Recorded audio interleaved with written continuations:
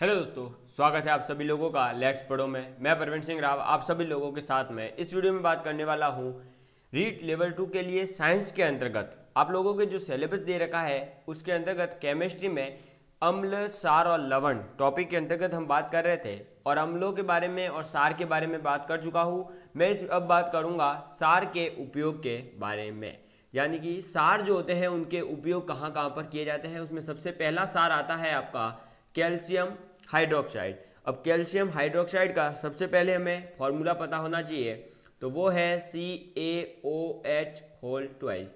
ये है calcium hydroxide. इसका उपयोग किया जाता है घरों में चूना पोतने में, गारा और प्लास्टर बनाने में, ब्लीचिंग पाउडर बनाने में, जल को मृदु बनाने में यानी कि जो वाटर होता है दोस्तों उसको कोमल बनाने में या उसको प्योरीफाई करने में, अम्ल के जलन पर मरहम पट्टी करने में। जब आप लोगों को कभी मैंने कल भी बताया था कि फॉर्मिक अम्ल, जब आप लोगों को मधुमक्खी काटती है तो फॉर्मिक अम्ल आता है और उसके ऊपर अगर आप कैल्शियम हाइड्रोक्साइड का जो है दोस्तों पट्टी लगा देते हैं या उसको घिसते हैं तो उससे जो है अम्ल की जो जलन होती है वो कम होती है।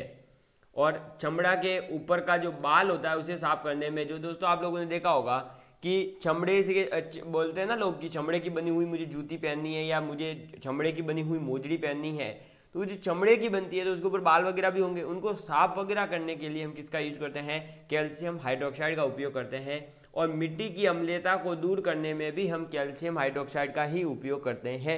ये बात आप लोगों को याद रखनी है, ठीक है। तो ये तो उपयोग हो गए कैल्शियम हाइड्रोक्साइड के। बात करते हैं अब कास्टिक सोडा। अब ये कास्टिक सोडा क्या होता है, तो कास्टिक सोडा यानी कि दोस्तों आपका सोडियम हाइड्रोक्साइड यानी कि NaOH, ठीक है। और इसका उपयोग किया जाता है साबुन बनाने में, पेट्रोलियम को शुद्ध करने में, कपड़ा और कागज जो उद्योग है वहाँ पर भी कास्टिक सोडे का उपयोग होता है, और दवा निर्माण में और घरों एवं कारखानों को साफ करने के लिए भी हम कास्टिक सोडे का उपयोग करते हैं, ठीक है। ये बात आप लोगों को याद रखनी है। तो कैल्शियम हाइड्रोक्साइड और कास्टिक सोडा के उपयोग जो थे इंपॉर्टेंट वो मैंने बताए। अब बढ़ता हूँ मैं आगे। नेक्स्ट आता है पोटेशियम हाइड्रोक्साइड। पोटेशियम हाइड्रोक्साइड यानी कि आपका है KOH, ठीक है। अब इस पोटेशियम हाइड्रोक्साइड के उपयोग है प्रयोगशाला में प्रतिकर्मक के रूप में, मुलायम साबुन अगर बनाना है तो उसमें, और CO2 और SO2 जैसी गैस जो होती है, कार्बन डाइऑक्साइड, सल्फर डाइऑक्साइड, ऐसी गैसों के अवशोषक के रूप में, यानी कि ऐसी गैसों को अवशोषित करने के लिए भी हम पोटेशियम हाइड्रोक्साइड का उपयोग करते हैं। ये बात आप लोगों को याद रखनी है। नेक्स्ट आती है दोस्तों आप लोगों का कैल्शियम ऑक्साइड। अब कैल्शियम ऑक्साइड यानी कि CaO, ये है आपका कैल्शियम ऑक्साइड। कैल्शियम ऑक्साइड ये है क्या, सार है। इसका उपयोग कहाँ किया जाता है, तो मकान बनाने में जो गारा होता है उसके रूप में, कास्टिक सोडा के निर्माण में, और कास्टिक सोडा मैं पीछे ही बता चुका हूँ क्या था दोस्तों आपका sodium hydroxide NaOH, sodium carbonate के निर्माण में, सोडियम कार्बोनेट यानी कि आपका Na2CO3, इसके निर्माण में भी उपयोग होता है। ब्लीचिंग पाउडर के निर्माण में भी हम कैल्शियम ऑक्साइड का उपयोग करते हैं। अब ब्लीचिंग पाउडर जो ये 2 बार नाम आ चुका है तो मैं फॉर्मूला बता ही देता हूँ। जो ब्लीचिंग पाउडर है उसका फॉर्मूला आता है CaOCl ब्रैकेट Cl, ठीक है। ये है दोस्तों आप लोगों का ब्लीचिंग पाउडर। नेक्स्ट सार आता है मैग्नीशियम ऑक्साइड।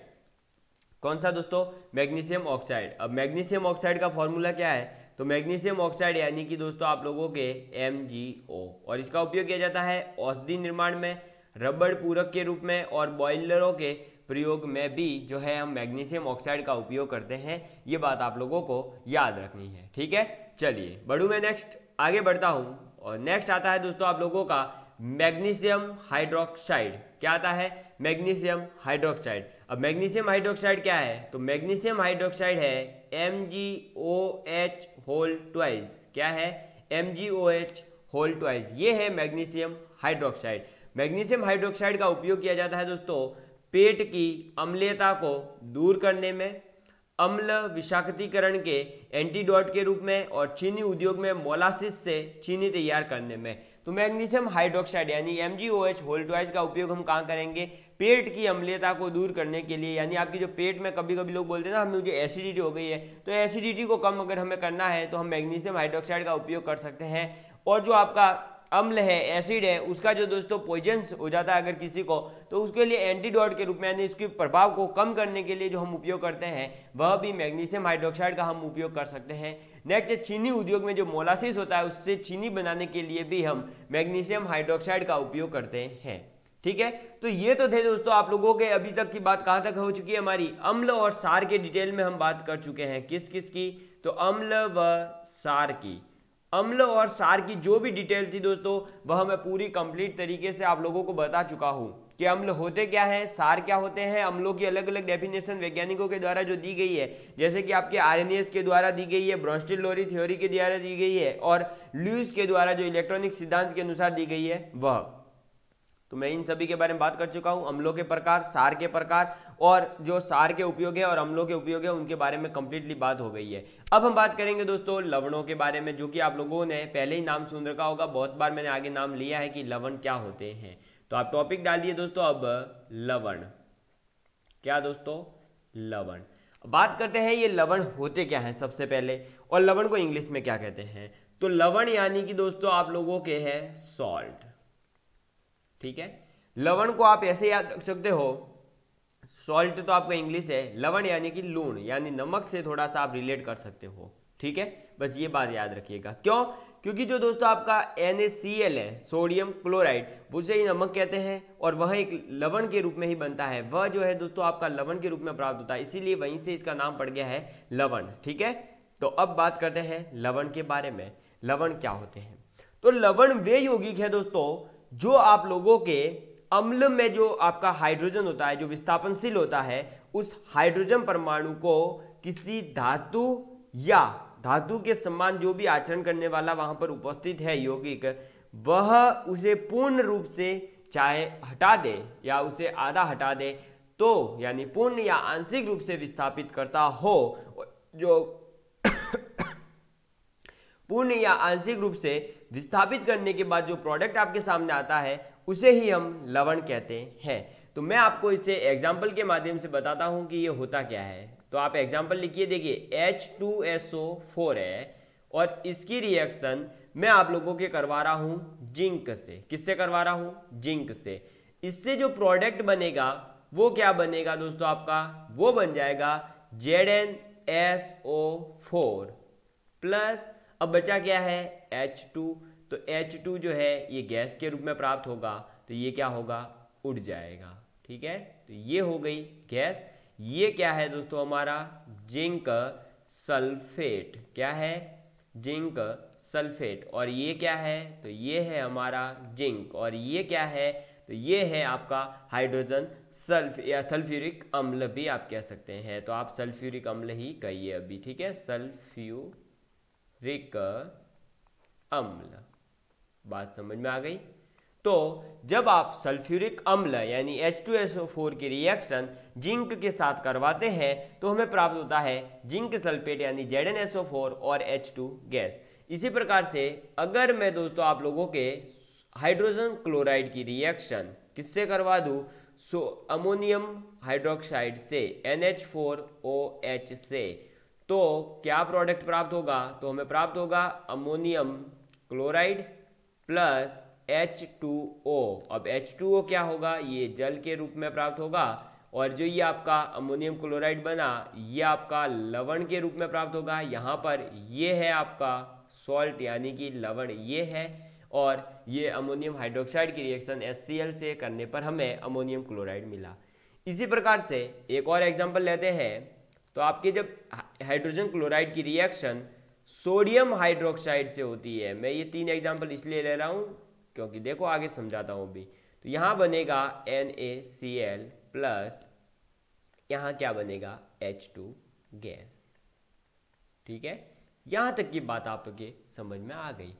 लेकिन मुझे ये समझ नहीं आया सर कि ये 3 एग्जाम्पल आपने लिए, कहीं पर H2 गैस बन रही है, कहीं H2O बन रहा है, मुझे कैसे पता चलेगा कि यहाँ H2 बन रहा है या H2O बनेगा। तो देख भाई, सबसे सीधा और सबसे सटीक आंसर मेरा ये है कि जब आपके केवल और केवल हाइड्रोजन बच रहा हो, क्या बच रहा हो, हाइड्रोजन गैस, तब तो आपका हाइड्रोजन गैस बचेगी। अगर आपके पास जो आपका है ऑक्साइड, सॉरी यहाँ देखो, यहाँ H2O बनेगा क्योंकि NaH नहीं NaOH। तो यहाँ देखो, जब आपका जो सार लिया गया है उस सार में अगर OH है, क्या उपस्थित है, OH अगर उसमें उपस्थित है तो वह OH क्या करेगा, आपके अम्ल के साथ जो हाइड्रोजन उपस्थित होता है विस्थापनशील, उन दोनों की रिएक्शन होती है और उससे हमें प्राप्त होता है H2O यानी कि जल। ये बात आपको याद रखनी है। यहाँ भी यही है, देखिए OH रिएक्शन होगी, H2O गैस प्राप्त होगी। बात समझ में आई?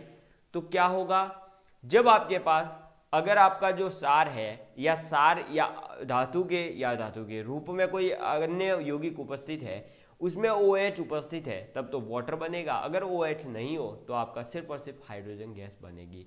तो अब हम लिखते हैं लवण की डेफिनेशन, ठीक है।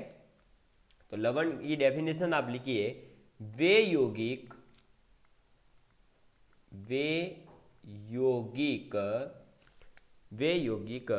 जो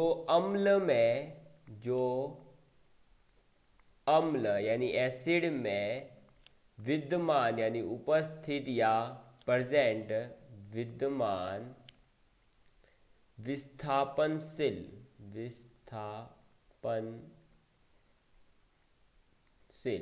यानी वे यौगिक जो अम्ल में विद्यमान विस्थापनशील हाइड्रोजन परमाणुओं, किसको दोस्तों, हाइड्रोजन परमाणुओं के धातु के समान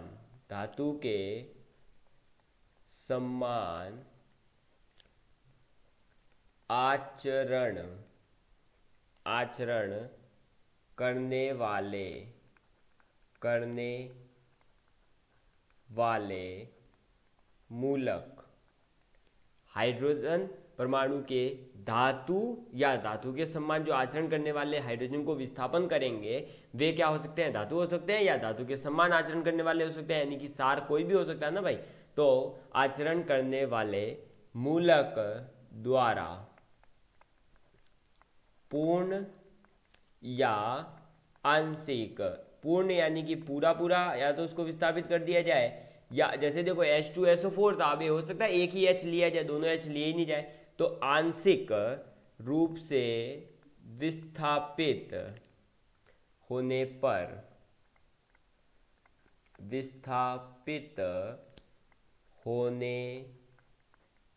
पर बनते हैं, ठीक है, बनते हैं, लवण कहलाते हैं।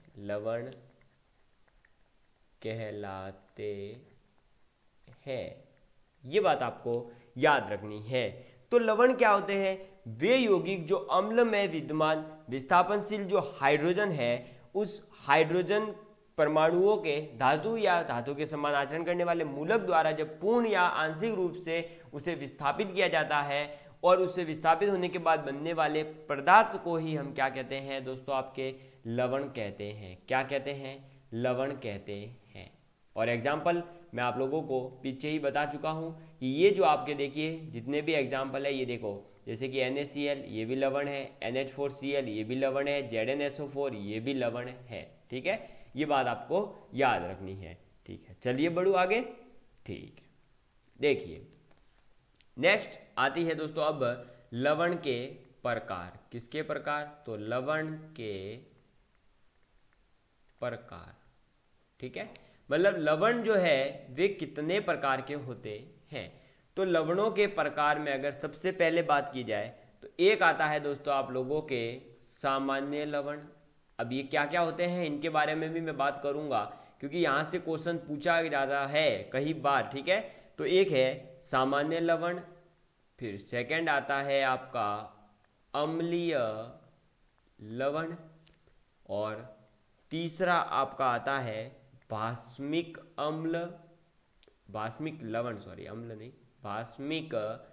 लवण, और चौथा आप लोगों के आता है दोस्तों मिश्रित लवण। कैसा लवण, मिश्रित लवण, और पांचवा आप लोगों के आता है द्विक या युग्म लवण, ठीक है, इन सभी के बारे में मैं बात करूंगा, नो टेंशन रहना। द्विक या युग्म लवण, और एक लास्ट एंड फाइनल 6 प्रकार के होते हैं। तो छठा प्रकार है आप लोगों का जटिल लवण। और ये जटिल लवण यानी जो आपने केमिस्ट्री में कॉम्प्लेक्स कंपाउंड पढ़ रखे होंगे या कोऑर्डिनेशन कंपाउंड्स के बारे में आपने बात कर रखी होगी, जिसने भी 11th-12th में केमिस्ट्री ली है उसे पता होगा कि कोऑर्डिनेशन कंपाउंड्स क्या होते हैं। उन्हें ही कहा जाता है जटिल लवण या कॉम्प्लेक्स सॉल्ट। ठीक है, तो देखो अब लवणों के प्रकार। तो लवण कौन कौन से हैं? सामान्य है, अम्लीय है, बाष्मिक है, मिश्रित है, द्विक है या फिर आपका जटिल है। ये टोटल 6 है। तो इन 6 के बारे में एक एक के बारे में हम बात स्टार्ट करेंगे। तो सबसे पहले जो आता है दोस्तों आप लोगों का, वह है सामान्य लवण। क्या आता है? सामान्य लवण। ठीक है, तो हम बात करते हैं सामान्य लवण के बारे में। सामान्य लवण से केवल इतना ही तात्पर्य है कि कोई भी अम्लीय अणु से हाइड्रोजन परमाणुओं के पूर्णतः जब दोस्तों स्थानांतरण हो जाता है तो उससे निर्मित हाइड्रोजन को, उससे निर्मित जो पदार्थ है उसे ही हम लवण कहते हैं। ठीक है, कहने का मतलब केवल इतना है कि वो अम्ल जो लवण होगा वो क्या होगा कि हाइड्रोजन से, अम्लीय हाइड्रोजन से या हाइड्रोक्सिल आयन से मुक्त रहते हैं। ठीक है, तो हाइड्रोजन पूर्णतः स्थानांतरित। ठीक है, स्थानांतरित, ये बात आप स्थानांतरित, ठीक है, पूर्णतः स्थानांतरित हो जाता है। और मैं इसके एग्जाम्पल आप लोगों को बता देता हूं, वहीं से आपको समझ आ जाएगी। कहने का मतलब केवल इतना है कि वे लवण जिसमें हाइड्रोजन उपस्थित ना हो, बस इतना समझिए। ठीक है, कहने का मतलब केवल इतना सा है। जैसे कि देखिए मैं आपको एग्जाम्पल के माध्यम से बता दूं तो Na2SO4, ठीक है, इसी के साथ कैल्शियम सल्फेट यानी CaSO4, इसी के साथ Na3PO4, ठीक है, इसी के साथ Na2S, ठीक है, इसी के साथ NaCl, इसी के साथ KCl और इसी के साथ में FeCl3 और आदि लगा दो अब, क्योंकि है बहुत सारे। ठीक है, तो बस इतना याद रखना। तो सामान्य लवण केवल और केवल वे होते हैं जो अम्लीय अणु से हाइड्रोजन परमाणुओं के पूर्णतः स्थानांतरित होने से निर्मित होते हैं, उन्हें ही कहा जाता है सामान्य लवण। और सामान्य लवणों के एग्जाम्पल कौन कौन से हैं? तो Na2SO4, CaSO4, Na3PO4, Na2S, NaCl, KCl, FeCl3, ये मुख्य है जो याद रखने हैं, जिनके ऊपर कभी न कभी एग्जाम्स में क्वेश्चन आया हुआ है, तो हमें यही काम आएंगे। तो हमें केवल और केवल यही याद भी रखने हैं। ज़्यादा हमारा दिमाग जो है कोई ज्ञानियों का भंडारी नहीं बनना है, हमें केवल वो याद रखना है जो हमारे एग्जाम में आए। ठीक है, चलो बढ़ता हूँ आगे। नेक्स्ट आता है आपका अम्लीय लवण। तो टॉपिक डालिए, एक मिनट। नेक्स्ट क्या है? अम्लीय लवण। तो आप टॉपिक डाल दीजिए अम्लीय लवण। ठीक है, तो ये अम्लीय लवण होते क्या है इसके बारे में हम बात करेंगे। अम्लीय लवण वैसे लवण है जिसमें एक या एक से अधिक स्थानांतरण योग्य दोस्तों आपका हाइड्रोजन परमाणु क्या हो? उपस्थित हो। बस ये बात आपको याद रखनी है। ठीक है, तो जिसमें एक या एक से अधिक, ठीक है, एक या एक से अधिक स्थानांतरण योग्य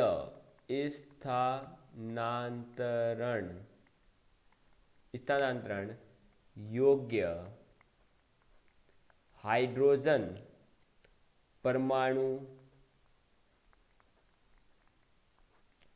बने रहते हैं। ये बात आपको याद रखनी है, बने रहते हैं।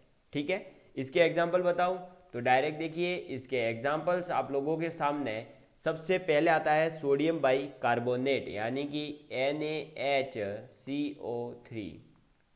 ठीक है, नेक्स्ट आप एक और याद रख सकते हैं NaHSO4। इस प्रकार से आप और भी याद रख सकते हैं, कई सारे हैं तो आदि। ठीक है, तो अम्लीय लवण क्या होते हैं? वे लवण जिसमें एक या एक से अधिक स्थानांतरण योग्य हाइड्रोजन परमाणु बने रहते हैं, यानी उसमें हाइड्रोजन परमाणु उपस्थित होगा, एक या एक से अधिक हो सकता है। तो NaHCO3, NaHSO4 ये, ठीक है। नेक्स्ट हमारा टाइप आता है भास्मिक लवण। कैसे लवण दोस्तों आपके? तो भास्मिक लवण, इन भास्मिक लवण को आप सारक लवण भी कह सकते हो, ठीक है। तो भास्मिक लवण के बारे में हम बात करते हैं। भास्मिक लवण वे लवण, देखो इसके बारे में बात करते हैं। तो भास्मिक लवण यानी कि किसी भी अम्ल के द्वारा भस्म के जो आंशिक उदासीकरण हो जाता है, क्या होता है? देखो अम्ल की रिएक्शन करवाई आपने किससे? सार से, ठीक है। आपने क्या करा? अम्ल की रिएक्शन करवाई सार से। तो इससे क्या हुआ दोस्तों? आपका आंशिक उदासीनीकरण हो गया सार का। क्या हो गया? आंशिक उदासीनीकरण हुआ, आंशिक उदासीनीकरण हुआ। तो जो आंशिक उदासीनीकरण हुआ और उससे निर्मित जो लवण होगा उसे ही हम कहेंगे भास्मिक लवण, ठीक है। उसे ही हम क्या कहेंगे? भास्मिक लवण कहेंगे। इसके भी एग्जाम्पल देखिए, डायरेक्ट आपको केवल और केवल एग्जाम्पल भी याद रह जाते हैं तो आपका काम हो जाएगा, आप वहां समझ जाएंगे कि कौन से लवण की बात हो रही है। तो भास्मिक लवण के सबसे पहला एग्जाम्पल आता है PbOHCl, ठीक है। नेक्स्ट आता है BiOH होल ट्वाइस NO3, ठीक है। नेक्स्ट आता है आपका CuCO3। नेक्स्ट एग्जांपल आता है दोस्तों आप लोगों के सामने कॉपर हाइड्रोक्साइड यानी कि CuOH होल ट्वाइस। नेक्स्ट आता है 2PbCO3, ठीक है। इस प्रकार से आप आदि और भी है बहुत सारे, जैसे कि आपके एक और आता है MgOHCl, ठीक है, ये भी याद रख सकते हो। तो भास्मिक लवण क्या होंगे? जब आप अम्ल द्वारा सार की रिएक्शन करवाते हैं, अम्ल और सार की, और उससे क्या होता है कि आंशिक उदासीनीकरण हो जाता है। तो आंशिक उदासीनीकरण के फलस्वरूप बनने वाले लवण को ही हम भास्मिक लवण कहते हैं, जैसे कि PbOHCl, BiOH whole twice NO3, CuCO3, CuOH whole twice 2PbCO3, MgOHCl, ये सभी क्या है? भास्मिक लवण है, ठीक है। चलिए बढ़ते हैं नेक्स्ट। और नेक्स्ट आप लोगों के सामने दोस्तों जो आता है वह है मिश्रित लवण, यानी कि मिक्सर सॉल्ट, ठीक है। तो मिश्रित लवण, अब बात करते हैं मिश्रित लवण के बारे में। मिश्रित लवण क्या होते हैं? तो वे लवण जिसमें एक या एक से अधिक या तो आपका भास्मिक या फिर भस्म या फिर आप सार या अम्लीय मूलक उपस्थित हो, यानी वे लवण जिसमें क्या हो दोस्तों आपके एक से अधिक मात्रा में सार या भस्म या अम्ल उपस्थित हो, तो उसे ही कहा जाता है मिश्रित लवण, ठीक है। और इसी का एग्जाम्पल है आपका विरंजक चूर्ण, ठीक है। तो आप शॉर्टकट में लिखिए एक से अधिक भास्मिक या अम्लीय मूलक उपस्थित, बस ये बात आपको याद रखनी है, ठीक है, उपस्थित। तो मिश्रित लवण क्या होते हैं? वे लवण जिसमें एक या एक से अधिक मात्रा में भस्म या भास्मिक या अम्लीय मूलक उपस्थित हो। और इसका एग्जाम्पल देते हैं, तो इसका सबसे पहला जो एग्जाम्पल है आपका है विरंजक चूर्ण, यानी कि CaOCl होल Cl, ठीक है। ये है आपका विरंजक चूर्ण। और आप लोगों को इसमें एक याद रख सकते हैं सोडियम पोटेशियम सल्फेट, यानी कि आपका NaKSO4, ठीक है। आदि बहुत सारे हैं, तो आपको बस ये दो याद रखने इंपॉर्टेंट है, ठीक है। नेक्स्ट आपका जो लवण आता है वह आता है युग्म लवण, यानी कि द्युक या युग्म लवण के बारे में बात करेंगे अब। तो ये युग्म लवण होते क्या है, इसके बारे में बात करते हैं।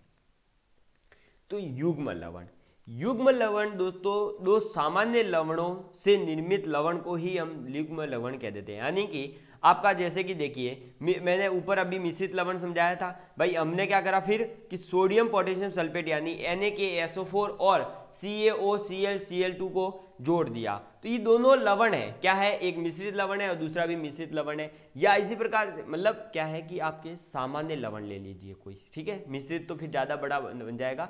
आप सामान्य लवण लीजिए, आपने लिया Na2SO4 और CaSO4 और इन दोनों को मिला दिया, तो इन दोनों के मिलने से जो लवण बनता है, मतलब कहने का केवल इतना है कि लवण 1 और लवण 2 दोनों मिले तब जो लवण बनेगा उसे आप क्या कहोगे, युग्म लवण कहोगे। ठीक है, इसका एग्जाम्पल याद रखिएगा। तो इसका एग्जाम्पल है दोस्तों आप लोगों के सामने, सबसे पहले आपका मोहर सॉल्ट, आपने नाम तो सुना ही होगा, ठीक है, मोहर सॉल्ट। और मोहर सॉल्ट को तो आप वैसे भी याद रखिए, तो मैं यहाँ पूरा ही नाम लिखता हूँ, मोहर लवण। इसके बारे में पूरा फॉर्मूला ये याद रखिएगा, ठीक है। तो मोहर सॉल्ट क्या कहता है, देखो FeSO4 bracket NH4 whole twice SO4 dot 6H2O। ये बात आपको, इतना बड़ा फॉर्मूला सर याद कैसे रहेगा? तो भाई इस फॉर्मूले को याद करने का एक तरीका है, एक क्या है, मेथड है। कैसे? जब आप इंग्लिश में बड़ी बड़ी मीनिंग्स को 4 से 5 भाग में छोटे छोटे टुकड़ों में तोड़ते थे, उस प्रकार से इसको भी तोड़िए। और इसको याद कैसे करेंगे आप? तो देखो, बोलिए मेरे साथ में, आप बोलिए कि FeSO4 NH4 whole twice SO4 और 6H2O। तो ये 3 भाग जब आप अलग अलग याद करेंगे तो आपको जल्दी याद होगा। देखो, FeSO4 NH4 whole twice SO4 dot 6H2O, FeSO4 NH4 whole twice SO4 dot 6H2O, FeSO4 NH4 whole twice dot 6H2O। Mohr salt का याद हो जाएगा इस प्रकार से। एक और इसका बड़ा वाला याद रखिएगा फॉर्मूला, पोटास एलम एक और है, इसके ऊपर भी क्वेश्चन आया हुआ है, ठीक है। तो पोटास एलम का भी इसी प्रकार से, देखो मैंने कैसे याद रखा है, K2SO4 dot Al2SO4 whole thrice, क्या है, Al2SO4 होल थ्राइस डॉट क्या करना है, 24H2O। बस ये याद हो गया। तो K2SO4 Al2SO4 whole thrice dot 24H2O। मोहर सॉल्ट का क्या है, FeSO4 NH4 whole twice SO4 dot 6H2O। Potassium का क्या है, K2SO4 dot Al2SO4 whole thrice dot 24H2O। तो ये हुआ आपका युग्म लवण भी कंप्लीट, ठीक है। नेक्स्ट आपके जो लवण आते हैं वे आते हैं जटिल लवण, और ये है फाइनल, क्या है, लास्ट आपका लवण का टाइप है। तो हम बात करते हैं जटिल लवण के बारे में कि जटिल लवण होते क्या हैं, पहले तो ये समझेंगे। तो जटिल लवण वे लवण है जिसमें दोस्तों आपके क्या होगा, एक जटिल मूलक उपस्थित रहता है और उसे आप चाहे तो पानी में डालो चाहे कहीं भी डालो, उसमें क्या होगा कि वो जो जटिल मूलक है वो हमेशा अपनी स्थिति को बनाए रखेगा, पृथक करे चाहे कुछ भी करे, वो जो है अपना अस्तित्व बनाए रखता है, ठीक है। ये एक बेसिकली किसके एग्जांपल है, कोऑर्डिनेशन कंपाउंड जो होते हैं, उसमें क्या होता है दोस्तों, क्या पूरा ही कंपाउंड टूटता है क्या पानी में डालने पर? नहीं, एक स्पेसिफिक भाग होता है जो उसका बचा रहता है, एनी टाइम वो जो है ज्वाइन ही रहेगा। जैसे कि इसके भी एग्जांपल बताएं तो डायरेक्ट देखो, इसके एग्जांपल ही आप याद रखिएगा आप, ठीक है। जटिल लवण का डेफिनेशन सुन लो, वैसा लवण जिसमें एक जटिल मूलक उपस्थित रहता है और जो घोल में भी अपना अलग से अस्तित्व बनाए रखता है, ठीक है। और इसके एग्जाम्पल आप देखिए, पहला एग्जाम्पल आता है आपके पोटेशियम फेरोसाइनाइड, पोटेशियम फेरोसाइनाइड, ठीक है। तो पोटेशियम फेरोसाइनाइड की आप जो फॉर्मूला है वो है आपका K4Fe साइनाइड यानी कि CN6, ये है आपका पोटेशियम फेरोसाइनाइड। नेक्स्ट आता है आपके पोटेशियम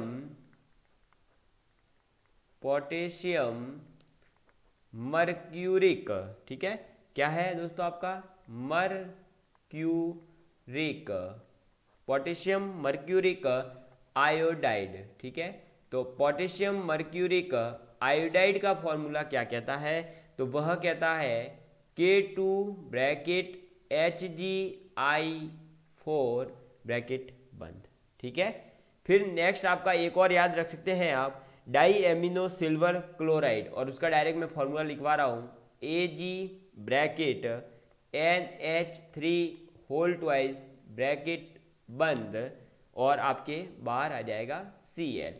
तो ये क्या है आपका डाई एमिनो है। ठीक है, डाई एमिनो, ये एमिनो और ये डाई और ये इसलिए आ रहा है देखो, क्योंकि NH3 को कोऑर्डिनेशन कंपाउंड में क्या कहा जाता है, एमिनो, और दो लगा है तो डाई एमिनो, और फिर आपका सिल्वर, क्योंकि Ag आ गया है तो सिल्वर, और I जो आपका ये Cl आ रहा है बाहर, तो इस वजह से इसका नाम हो जाएगा क्लोराइड। ठीक है, तो इसका पूरा नाम क्या हो जाएगा, डाई एमिनो सिल्वर क्लोराइड। ये बात आप लोगों को याद रखनी है। तो ये थे दोस्तों आप लोगों के इंपॉर्टेंट लवण, जिनके बारे में हमने पूरी डिटेल में बात करी है। ठीक है, तो कौन कौन से आज हमने बात करी, उन सभी के बारे में हम बात कर लेते हैं एक बार। ठीक है, फिर हम पढ़ेंगे आगे। तो देखो, सबसे पहले हमने बात करी दोस्तों आज कि जो सार है, जैसे कि कैल्शियम हाइड्रोक्साइड, फिर आप ले सकते हैं सोडियम हाइड्रोक्साइड, और जिसे आप कहते हैं कास्टिक सोडा, इनके बारे में हमने बात करी। ठीक है, फिर हमने बात करी दोस्तों इसके अंतर्गत क्या, तो इसके अंतर्गत और हमने बात करी कि भाई जो आपका नेक्स्ट आता है पोटेशियम हाइड्रोक्साइड, उसके बारे में। फिर हमने बात करी कैल्शियम ऑक्साइड के बारे में। फिर हमने बात करी मैग्नीशियम ऑक्साइड यानी MgO के बारे में।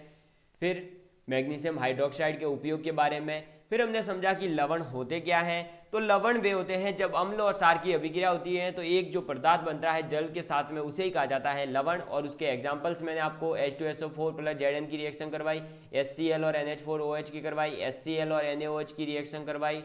और वे यौगिक जो अम्ल में विद्यमान विस्थापनशील हाइड्रोजन परमाणुओं के धातु या धातु के समान आचरण करने वाले मूलक द्वारा पूर्ण या आंशिक रूप से विस्थापित होने पर बनते हैं, उन्हें ही लवण कहते हैं। ठीक है, इसके बारे में बात करी। और लवणों के प्रकार, सामान्य लवण, अम्लीय लवण, बाष्मिक लवण, मिश्रित लवण, द्युक लवण और जटिल लवण, इनके बारे में बात करी एक एक करके कि सामान्य लवण क्या होते हैं। तो उसमें हाइड्रोजन पूर्णतः क्या हो जाता है, स्थानांतरित, जैसे कि Na2SO4, CaSO4, Na3PO4, Na2S, NaCl, KCl, FeCl3। फिर अम्लीय लवण, जिसमें एक या एक से अधिक स्थानांतरण योग्य हाइड्रोजन परमाणु बना रहता है, जैसे कि NaHCO3, NaHSO4।